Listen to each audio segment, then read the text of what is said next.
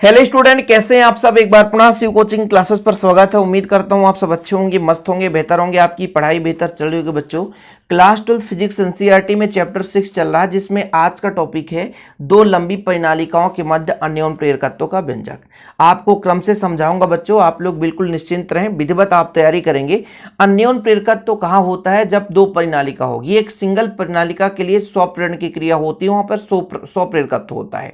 अन्योन्य प्रेरकत्व मतलब आपके पास दो कुंडली होगी, तभी पहले के कारण दूसरे पर प्रेरित धारा होगा उत्पन्न, और दूसरे के कारण पहले पर प्रेरित धारा उत्पन्न हो सकता है, तभी वहां पर अन्योन्य प्रेरकत्व हो सकता है। अन्यथा भाई एक सिंगल परिनालिका है या सिंगल कुंडली है तो फिर उसमें नहीं हो पाएगा।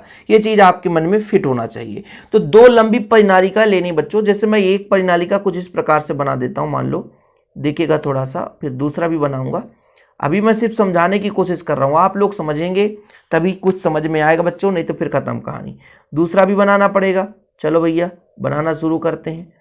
ठीक, अभी सिर्फ आपको समझाने की कोशिश करूंगा, इसलिए मैं बना रहा हूं। ये लो, मैंने कहा दो लंबी परिनालिका है।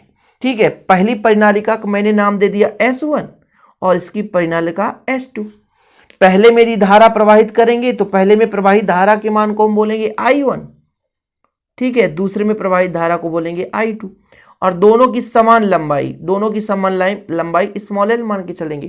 भाई दोनों समान है ना, एक दूसरे से भले ही बद्ध हैं, एक दूसरे के समक्षी हैं, एक ही अक्ष पर हैं। अब जैसे हमने कहा कि पहले पर धारा बहाएंगे तो दूसरे पर प्रेरण की क्रिया होगी, फलस्वरूप प्रेरित धारा दूसरे पर उत्पन्न होगा। ये हमने अन्योन्य प्रेरकत्व का जब लेक्चर दिया था उसमें विधिवत समझाया था, तो उम्मीद करता हूं आप लोग देखे होंगे। आप लोगों से बस यही गुजारिश रहती है बच्चों, मैं यही कहता हूं कि पुराना वीडियो जरूर देखें, क्योंकि आपको क्रम से देखने में मजा भी आएगा। अब देखिए यहां पर टोटल एक कुंडली की मैं बात करता हूं, टोटल फेरों की संख्या आपके पास, जैसे प्राथमिक में N1 है, द्वितीय कुंडली में टोटल फेरों की संख्या N2 है। ठीक है, अब यहां पर लंबाई टोटल L है। जैसे हमारा पहला कुंडली S1 है, इसमें I1 धारा बहाएंगे, इसमें फेरों की संख्या N1 है। यहां पर जो आपका S2 है, इसमें I2 धारा बहाएंगे, इसमें फेरों की संख्या N2 है। टोटल फेरों की संख्या, अच्छा टोटल लंबाई आपका L है, यानी कुल लंबाई। तो मैं कह दूं कि इकाई भाग पर कितने फेरे होंगे N2, तो इकाई भाग पर कितने फेरे होंगे, टोटल फेरे में हम L का भाग दे देंगे।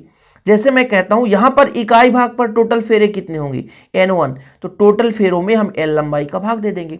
भाई L लंबाई में टोटल फेरे N1 है, तो इकाई भाग पर N1 में L का भाग देंगे। थोड़ा समझिए, जैसे मान के चलता हूं यहां से यहां तक 10 सेंटीमीटर लंबाई है और 10 सेंटीमीटर में 100 फेरे हैं, तो 1 सेंटीमीटर में कितना होगा, 100 में 10 का भाग दे देंगे, मतलब 10 फेरे होंगे। ये चीज आप समझने की कोशिश करें। मतलब एक कुंडली में टोटल फेरे N1 है, लंबाई आपका L है, तो इकाई भाग में कैसे निकलेगा, 10 सेंटीमीटर में इतना है तो 1 सेंटीमीटर में L का हमको भाग देना पड़ेगा। हम एक एक फैक्ट लेकर चल रहे हैं ताकि आपको समझ में आए। तो कहने का मतलब, यदि हम प्राथमिक कुंडली में इकाई भाग पर फेरों की संख्या, तो कुल फेरों की संख्या में L का भाग दे देते हैं। यदि द्वितीय कुंडली में इकाई भाग पर फेरों की संख्या, तो कुल फेरों की संख्या में L का भाग दे देते हैं। भाई अभी हम समझा रहे हैं क्या क्या चीज है, सब कुछ बेसिक चीजें समझा रहे हैं, और सब कुछ समझ में आ जाए ना तो खत्म कहानी, वैसे भी बनेगा आपसे। इतना क्लियर है बच्चों। अब बात आती है अन्योन्य प्रेरकत्व की। भाई अन्योन्य प्रेरकत्व तो होगा ना, ये है क्या चीज, ये तो भी भाई समझना जरूरी है। व्यंजक तो बोले सर हाँ रट्टाफिकेशन खत्म कहानी, हम उतार देंगे, ऐसा नहीं यार। हमारा मुद्दा ही रहता, भले समय लग जाए लेकिन एक भी पॉइंट छूट ना पाए। आप लोगों को बस यही सोचता हूं भैया कि आप लोगों को दिक्कत ना हो। देखो भाई, जब हम पहले कुंडली में धारा बहाएंगे, मान लीजिए S1 में धारा बहाते हैं, तो इसके कारण यहां पर चुंबकीय फ्लक्स में, द्वितीय कुंडली में चुंबकीय फ्लक्स में परिवर्तन होगा। यानी जो द्वितीय कुंडली में चुंबकीय फ्लक्स में परिवर्तन होगा, अब चुंबकीय फ्लक्स कितना होगा, ये फाई आपका चुंबकीय फ्लक्स है, लेकिन फेरों की संख्या N2 है, तो टोटल चुंबकीय फ्लक्स तो इतना होगा। तो द्वितीय कुंडली में चुंबकीय फ्लक्स में परिवर्तन होगा, ये किसके समानुपाती होगा, I1 की। किसके समानुपाती होगा, I1 की। और जैसे ही बच्चों, जैसे ही समझिएगा, जैसे ही हम समानुपाती हटाते हैं तो एक नियतांक लग जाता है, पहले के कारण दूसरे पर उत्पन्न हुआ है। तो यहां पर मैं जब M21 लूंगा तो आप लिखोगे N2 φ2 बटा I1। ये चीज आपको परेशान कर देगा कि ये कहां से आ रहा, सर परेशान करेगा, बिल्कुल परेशान करेगा। मैंने कहा कि जब भाई I1 में धारा बहाया, मतलब S1 में I1 धारा बहाया, थोड़ा समझिएगा, ये चीज डीप में ले जाने के लिए कोई कोशिश नहीं करता है, बस साधारण सा रहता है। भाई पहले कुंडली में मैंने I1 धारा बहाया तो दूसरे कुंडली के फ्लक्स में परिवर्तन होता है। बिल्कुल होता है सर। तो ये जो चुंबकीय फ्लक्स में परिवर्तन है वो धारा पर डिपेंड करता है, इसलिए समानुपाती लगाया और समानुपाती हटाया तो एक नियतांक लग गया m, जिसे अन्योन्य प्रेरकत्व कहते हैं। लेकिन ये पहले के कारण दूसरे पर है, पहले के कारण दूसरे पर है, इसलिए जब हम M21 लगाएंगे तो ये फार्मूला लगाएंगे। ठीक है। ऐसे ही बच्चों जब हम पहले कुंडली में धारा बहाएंगे तो ये तो पहले वाला हो गया, दूसरे कुंडली में धारा बहाएंगे तो पहले में चुंबकीय फ्लक्स परिवर्तन होगा। तो ये किसके कारण हो गया? दूसरे कुंडली के धारा के कारण। भाई हमने क्या कहा कि भाई जब दूसरे कुंडली में धारा बहाएंगे तो पहले कुंडली में चुंबकीय फ्लक्स परिवर्तन होगा। फलस्वरूप N1 बराबर m हमारा एक नियतांक है, लेकिन इस बार थोड़ा सा चेंजेस है। दूसरे कुंडली के कारण पहले पर धारा भले ही I2 है, तो जब हमें जरूरत पड़ेगी 1-2 की तो आप लिखोगे N1 बटा I2। मतलब दूसरे कुंडली में धारा बहाया तो प्राथमिक कुंडली में हमारे क्या हो गया? चुंबकीय फ्लक्स में परिवर्तन और अन्योन्य प्रेरकत्व तो ये हुआ। जरूरत पड़ेगा सब चीज, इसलिए एक एक पॉइंट लेकर चलना पड़ रहा बच्चों। अब जब किसी कुंडली में धारा बहाते हैं, जब किसी कुंडली में धारा बहाते हैं तो आप ये बताओ भाई साहब कि उस कुंडली के केंद्र पर या अक्ष पर चुंबकीय क्षेत्र कितना होता है, उसके अंदर चुंबकीय क्षेत्र कितना होता है? तो कुंडली के अंदर चुंबकीय क्षेत्र होता है बच्चों B बराबर μ0 या μ0 NI, इस पर डिपेंड करता μ0 NI। ये आपके पास है कुंडली के अंदर चुंबकीय क्षेत्र, क्योंकि जैसे ही धारा बहाएंगे कुंडली पर तो उसके अंदर चुंबकीय क्षेत्र उत्पन्न होगा और उसी चुंबकीय क्षेत्र के कारण ही तो चुंबकीय फ्लक्स में परिवर्तन हो रही है। भाई धारा के मान में परिवर्तन करते हैं तो चुंबकीय क्षेत्र में परिवर्तन हुआ, और चुंबकीय क्षेत्र में परिवर्तन हो कहीं ना कहीं चुंबकीय फ्लक्स में परिवर्तन हुआ, और वो जो चुंबकीय फ्लक्स है वो धारा के कारण हुआ, तभी तो वहां पे अन्योन्य प्रेरण की क्रिया हुई, अन्योन्य प्रेरकत्व हुआ। ठीक है बच्चों। तो माना S1 और S2 समान लंबाई की दो लंबी परिनालिकाएं जो समच्छी है। S1 परिनालिका S2 से पूर्णतः घिरी है, इसी प्रकार S2 S1 से घिरी है। इनमें फेरों की संख्या N1 और N2 है, लेकिन इकाई भाग पर फेरों की संख्या N1 और N2 है, स्मॉल n1। तो यदि मैं यहां पे थोड़ा सा कह दूं कि इसलिए स्मॉल n1 का मान कितना होगा, तो आप कहोगे सर कैपिटल N1 में L का भाग दे दें। वह यदि हम आपसे कह दें स्मॉल n2 बराबर कितना होगा, तो कैपिटल N2 में L का भाग दे दें। ये कहां से आ गया? मैंने ये कहा कि टोटल मान लीजिए S1 में फेरों की संख्या, S1 इस पर नीचे लगाया हूं चाहे ऊपर लगाता कोई दिक्कत नहीं है। यदि S1 में फेरों की संख्या टोटल N1 है तो इकाई भाग पर कितना होगा फेरे, मतलब इकाई भाग पर कितने फेरों की संख्या होगी? तो भाई टोटल लंबाई 10 है, 10 सेंटीमीटर है मान के चलता हूं, और टोटल फेरे आपके 100 हैं, तो 100 में 10 का भाग देंगे तो इकाई भाग का आ जाएगा, क्योंकि 10 सेंटीमीटर में 100 फेरे हैं, तो 1 सेंटीमीटर में कितने फेरे होंगे बताओ ना? 100 में 10 का भाग देना पड़ेगा। इसलिए तो कहा कि L लंबाई में टोटल फेरे N1 है, तो इकाई भाग पर कितने फेरे होंगे? N1 बटा L होगा।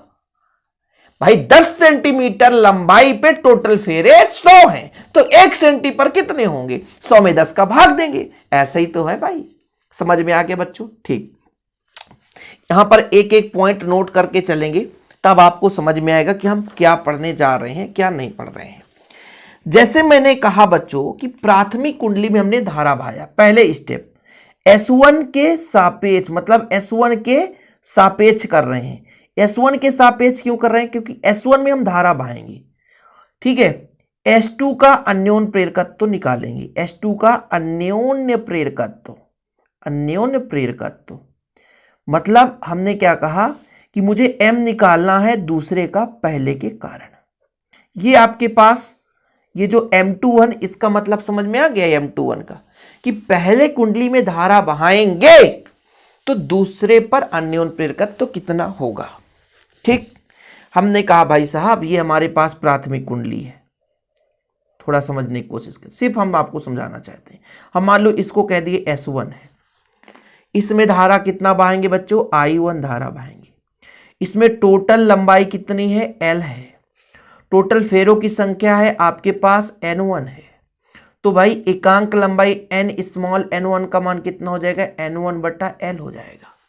ठीक है, लेकिन इसी के साथ एक दूसरी कुंडली भी बद्ध है, इसी के साथ एक दूसरी कुंडली भी बद्ध है। ये आपका S2 है, इसमें फेरों की संख्या N2 है।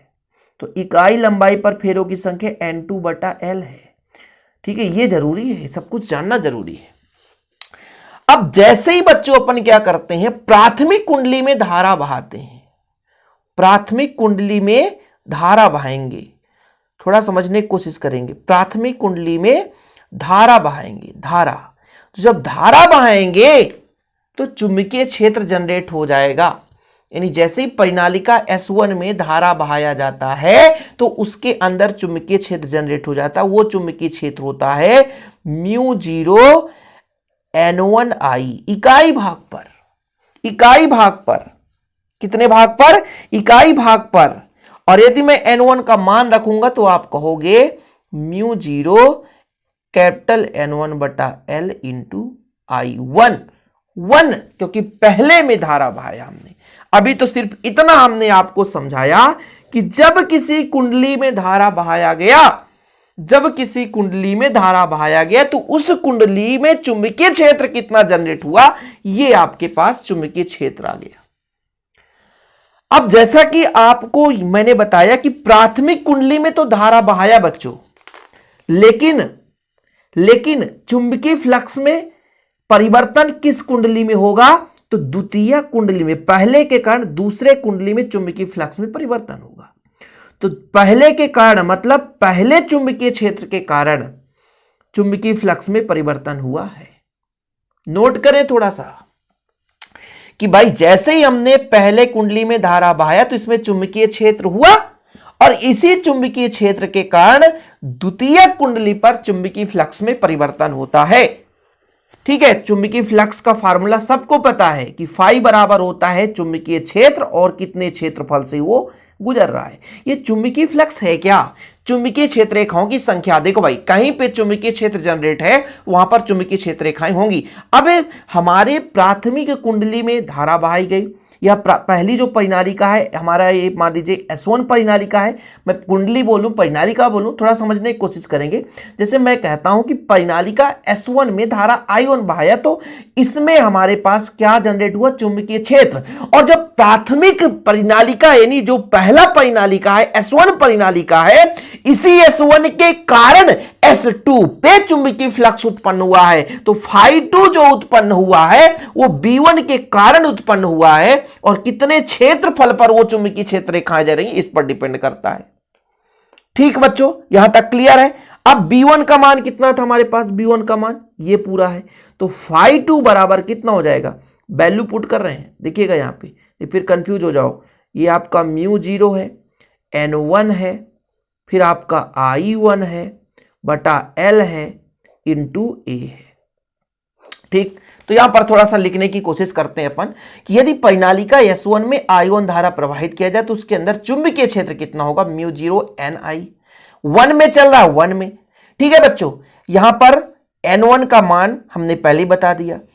अब हमने कहा यहां 2 शब्द कैसे आ गया, परिनालिका S1 में हमने धारा बहाया है, लेकिन चुंबकीय फ्लक्स में तो दूसरे में उत्पन्न होगा। यह चुंबकीय फ्लक्स किस पर डिपेंड करेगा, एक तो पहले के चुंबकीय क्षेत्र पर और दूसरे के क्षेत्रफल पर। B1 का मैंने वैल्यू पुट कर दिया। यहां तक चीजें आपको समझ में आ गई होगी।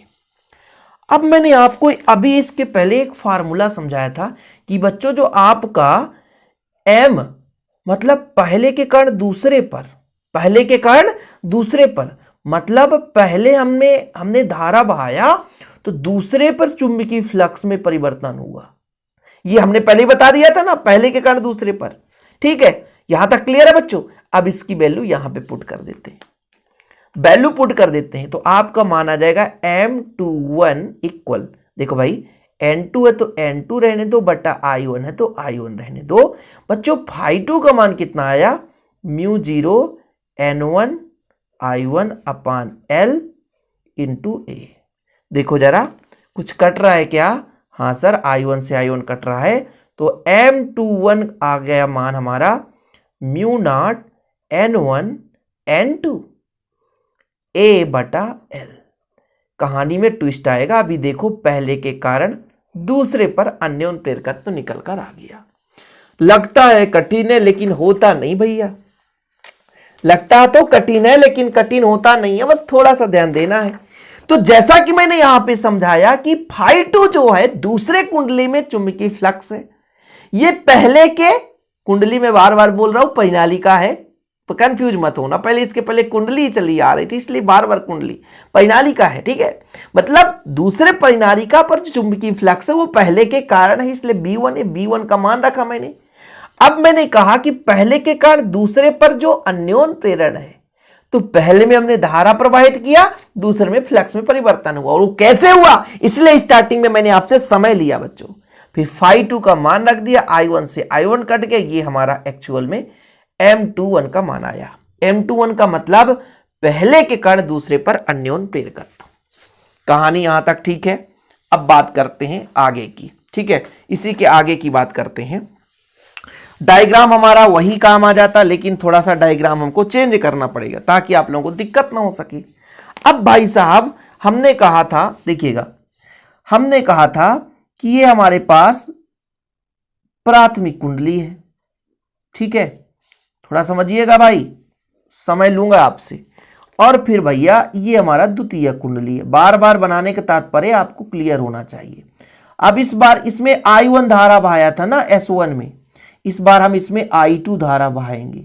इस I2 के कारण यहां पर जो चुंबकीय फ्लक्स परिवर्तन होगा वो φ1 होगा, ठीक है। मतलब जब I2 धारा बहाएंगे, यानी द्वितीयक हमारे पास जो, यानी दूसरा जो परिनालिका है, अब कुंडली बार बार आ जाएगा तो क्षमा प्रार्थी हूं, मतलब हमारे पास बच्चों ये जो दूसरी परिनालिका है ना, इसमें हम धारा बहाएंगे, तो इसमें जब धारा बहाएंगे तो चुंबकीय क्षेत्र का तो फार्मूला है म्यू नॉट N, अब दूसरे के कारण तो N2 और I2 हो जाएगा। ये दूसरे कुंडली की बात चल रही है, पहले कुंडली की बात थी तो B बराबर म्यू नॉट N1 I1 था, लेकिन इस बार द्वितीय कुंडली में चुंबकीय क्षेत्र मैं आपसे कह दूंगा तो आप कहोगे sir mu naught N2 I2 है, और जब इसका वैल्यू रखूंगा म्यू नॉट कैपिटल N2 बटा L इंटू I2 है सर। यानी जब परिनालिका S2 में I2 धारा प्रवाहित की जाती है तो उस परिनालिका पर चुंबकीय क्षेत्र कितना होगा बच्चों, B2 बराबर mu naught N2 I2। Small n2 का मान मैंने पहले बता दिया था, कैपिटल N2 बटा L होता है। अच्छा, हमने कहा द्वितीय कुंडली में धारा तो बहाया, लेकिन फ्लक्स किस में परिवर्तन होगा बताओ, पहले में होगा सर। किसके कारण हुआ है, वो तो B2 के कारण हुआ है सर, क्योंकि द्वितीय कुंडली में जो हमने, फिर से कुंडली बोल दिए, परिनालिका में जो हमने धारा बहाया है तो उसमें चुंबकीय क्षेत्र जनरेट हुआ, और उसी चुंबकीय क्षेत्र के कारण किसके, द्वितीयक जो हमारा मतलब दूसरा परिनालिका है, दूसरे परिनालिका के चुंबकीय क्षेत्र के कारण इस पर चुंबकीय फ्लक्स में परिवर्तन हुआ है।